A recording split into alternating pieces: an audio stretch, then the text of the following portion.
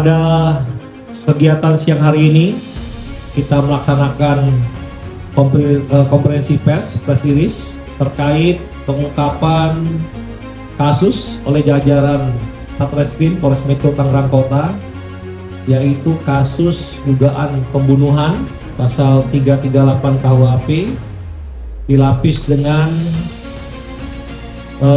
pasal kesalahan maupun kealpaan sehingga orang lain menyebabkan meninggal dunia dan turut serta dalam perbuatan pasal 359 KUHP dan Junto 55. Nah, di mana kejadian ini pada hari Kamis tanggal 18 September tahun 2025 di hotel yang ada di Kota Tangerang.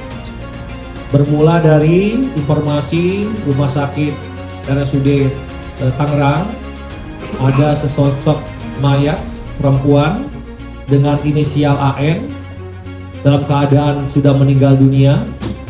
Kemudian tim Polres Metro Tangerang Kota mendatangi rumah sakit dan mengecek bersama tim Inapis maupun IDEN. Kemudian dari mayat tersebut kita melakukan visum dan otopsi forensik.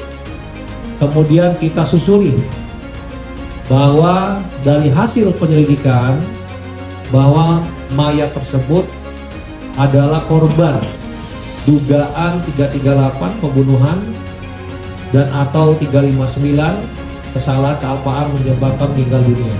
Nah, dari proses penyelidikan kita sudah menyita CCTV yang ada di hotel, kemudian kita olah TKP bahwa kronologisnya tersangka ada 2 orang dengan inisial KJH, tersangka KJH, ini tersangka utama, warga negara asing Korea Selatan, dibantu dengan rekannya tersangka dengan inisial RST, warga negara Indonesia, di mana tersangka dengan korban warga negara Indonesia melalui komunikasi sosial dan sudah beberapa kali tersangka ini visit ke Indonesia untuk menemui korban.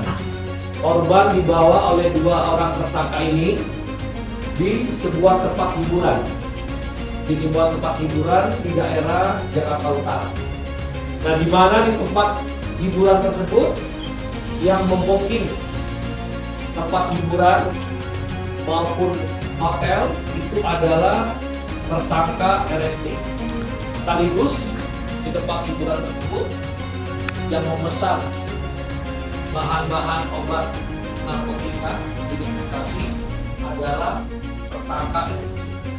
Nah, kemudian 3 orang ini, yaitu 2 tersangka dan 1 korban, menggunakan narkotika di tempat hiburan tersebut dengan hasil tes urin ketiga-tiganya positif mengandung zat amfetamin maupun methamphetamine.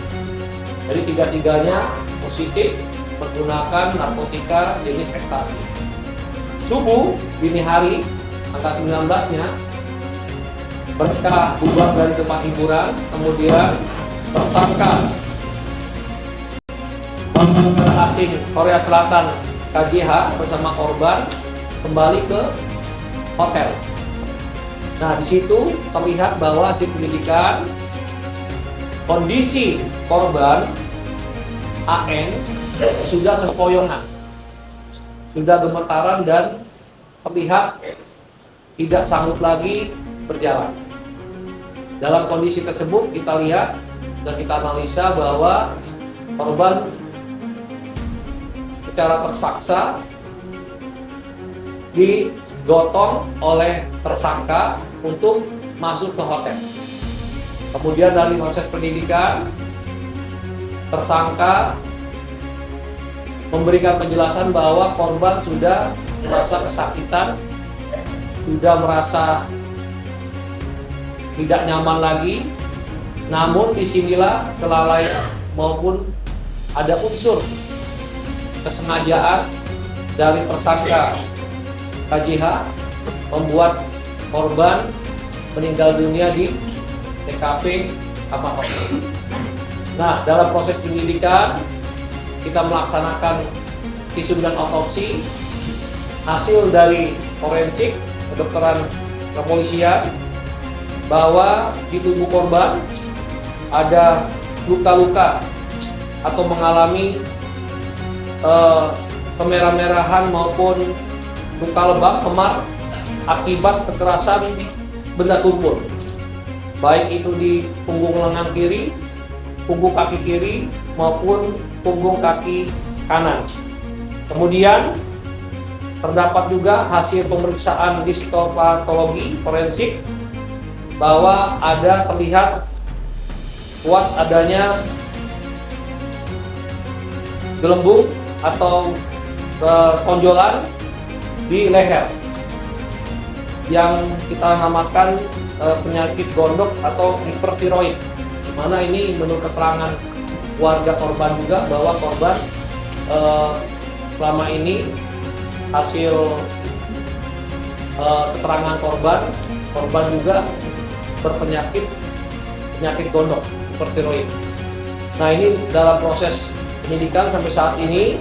Kemudian adapun barang bukti yang berhasil kita amankan dari TKP, ada handphone, kemudian paspor dari tersangka KJH, warga negara asing Korea Selatan, kemudian satu kamar hotel, kemudian hasil tes urin, satu korban dan 2 tersangka yang hasilnya positif mengkonsumsi narkotika jenis ekstasi, kemudian 1 buah plastik klip itu diduga hasil dari sisa bungkusan ekstasi, kemudian rekening koran, kemudian percakapan, kemudian pakaian dari korban, dan visum dan kartu bukti pembayaran administrasi di hotel.